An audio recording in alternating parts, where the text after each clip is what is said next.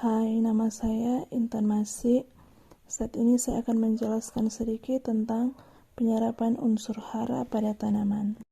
Dan saya membuat ini guna memenuhi tugas ujian tengah semester, mata kuliah Fisiologi Tumbuhan, Hortikultura, dan Biofarmaka. Dosen pengampu Ibu Olivia Kawulusan, SP MSI. Unsur hara adalah sumber nutrisi atau makanan yang dibutuhkan oleh tanaman. Seperti makhluk hidup lainnya, tanaman juga memerlukan nutrisi yang lengkap dalam kelangsungan pertumbuhannya. Penyerapan hara oleh tanaman pada prinsipnya dapat terjadi melalui semua permukaan atau epidermis tanaman yang porus, yaitu daun, batang, dan akar. Penyerapan gas O2 dan CO2 terutama terjadi lewat stomata atau pori-pori daun. Pada saat hujan, beberapa unsur hara terintersepsi melalui pori-pori daun dan batang. Hal ini yang mendasari adanya praktek penyemprotan hara ke permukaan tanaman atau pupuk daun. Senyawa karbon hasil fotosintesis di daun didistribusikan ke seluruh bagian tanaman melalui jaringan pembuluh khusus yang disebut floem. Proses ini disebut translokasi fotosintat. Unsur hara adalah sumber nutrisi atau makanan yang dibutuhkan oleh tanaman.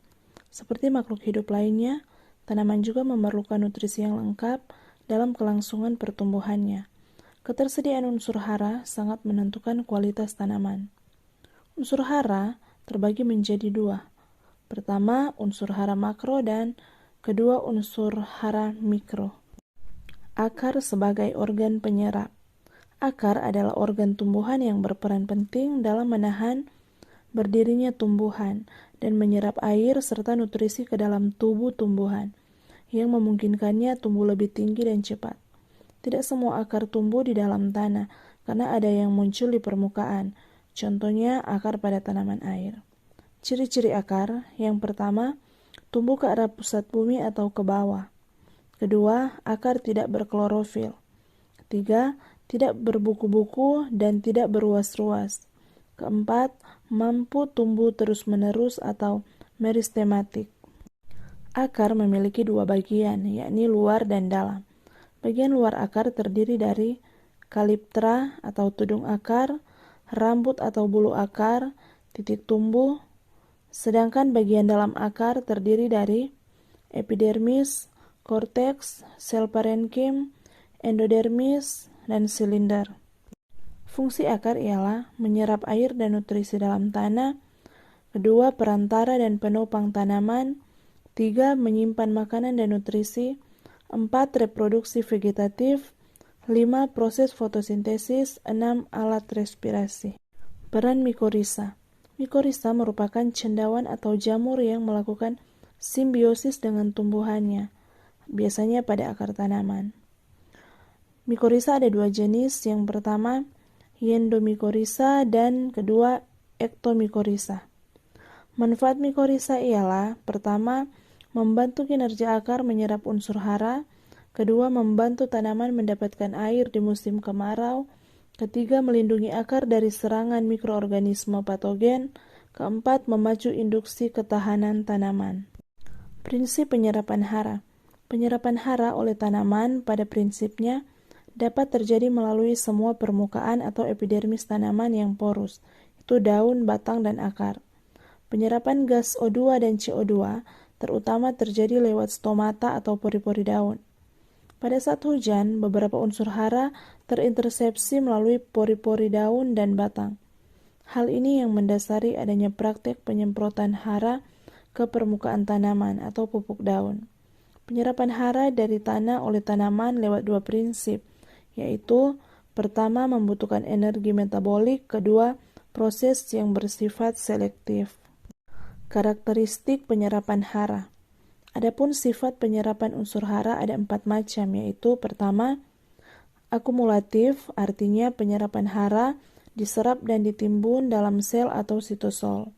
Kedua, selektif, artinya masuknya kation ke dalam sitosol atau anion tidak saling mempengaruhi.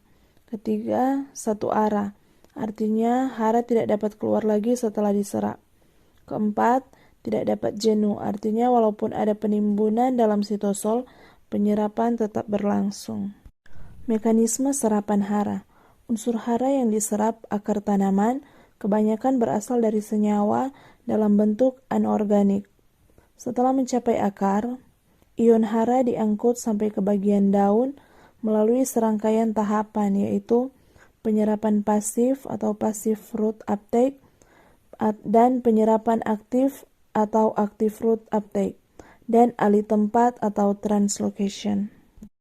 Ion harus bergerak melewati atau mengelilingi sejumlah lapisan jaringan akar, yaitu epidermis adalah lapisan terluar dari sel, korteks adalah sel besar ukuran tidak beraturan dengan ruang antara sel di antara mereka. 3. Endodermis adalah lapisan sel dengan suberin band.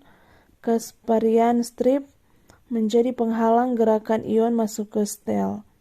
Stel mengandung pembuluh xilem yang mengangkut air dan ion menuju batang. Translokasi fotosintat. Senyawa karbon hasil fotosintesis di daun didistribusikan ke seluruh bagian tanaman melalui jaringan pembuluh khusus yang disebut floem. Proses ini disebut translokasi fotosintat. Jika pergerakan air dan hara via pembuluh xilem dipicu oleh tekanan negatif atau tegangan sepanjang lintasan, translokasi via floem dipicu oleh tekanan hidrostatik positif. Senyawa organik seperti gula, asam amino, beberapa hormon, dan bahkan mRNA ditransport dalam floem melalui tabung tapis. Senyawa utama yang ditranslokasikan dalam floem adalah sukrosa. Pembuluh pengangkut dan komposisi larutan. Fotosintat yang dihasilkan pada daun dan sel-sel fotosintetik lainnya harus diangkut ke organ atau jaringan lain agar dapat dimanfaatkan oleh organ atau jaringan tersebut untuk pertumbuhan atau ditimbun sebagai bahan cadangan. Telah diketahui bahwa hasil fotosintesis diangkut dari daun ke organ-organ lain pada tumbuhan melalui pembuluh floem. Sesungguhnya yang diangkut melalui floem tidak hanya senyawa hasil fotosintesis, tapi juga senyawa organik lainnya dan beberapa senyawa anorganik. Anatomi floem. Jaringan floem terdiri dari beberapa komponen sesuai dengan fungsinya masing-masing, yakni elemen saringan, sel peneman, sel parenkim floem, dan serat floem. Elemen saringan merupakan sel hidup yang memanjang tapi tidak memiliki inti sel. Pada beberapa spesies, sel peneman mempunyai pertumbuhan dinding sel ke arah dalam sehingga membentuk tonjolan-tonjolan. Sel peneman dengan pertumbuhan ke dalam ini disebut sel transfer, yang hanya dapat ditemukan pada beberapa spesies leguminosa dan keluarga aster. Mekanisme pengangkutan melalui floem. Pengangkutan melalui floem dianalogikan dengan model Munch dengan menggunakan dua osmometer. Osmometer pertama diasosiasikan dengan daun atau sebagai sumber, dan osmometer kedua diasosiasikan dengan organ-organ penerima sebagai limbung, misalnya buah, jaringan meristem, dan akar. Perbedaan antara model osmometer dengan pengangkutan floem terletak pada sumber dan limbungnya pada daun. Bahan terlarut yang telah terangkut segera ditambahkan kembali dari hasil fotosintesis, dan bahan terlarut yang telah sampai ke limbung akan dikeluarkan dari pembuluh floem, dimanfaatkan untuk pertumbuhan atau ditimbun di organ penampung, misalnya dalam bentuk pati atau lemak. Larutan pada model osmometer setara dengan bagian apopias tanaman, yakni dinding sel dan pembuluh xilem. Inilah sedikit penjelasan saya tentang penyerapan unsur hara pada tanaman. Terima kasih.